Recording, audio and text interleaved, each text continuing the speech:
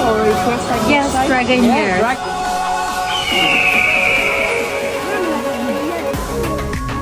Okay? Nice. Beautiful. Beautiful.